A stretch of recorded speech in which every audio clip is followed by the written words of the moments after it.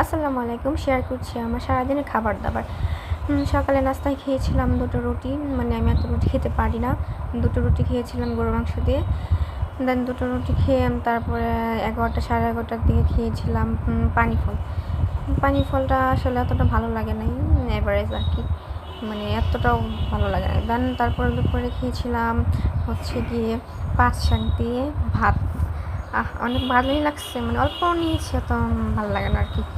যাই হোক, পাট শাক দিয়ে আমার খাবার শেষ করে একটা শুকনো মরিচ নিয়েছিলাম পাট শাকের সঙ্গে। তারপরে আমি পাট শাক দিয়ে খাবার শেষ করে দেন নিয়ে নিলাম কপির তরকারি, মানে ফুলকপি দিয়ে শিং মাছ রান্না হয়েছিল আর কি। আসলে অনেক ভালোই লাগছে।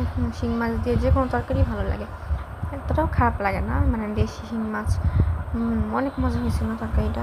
শীতের দিন তো মানে শীতের সবজিগুলো আলাদা একটা টেস্ট থাকে, তাই না? আর ফুলকপি হলে তখন কথাই নাই।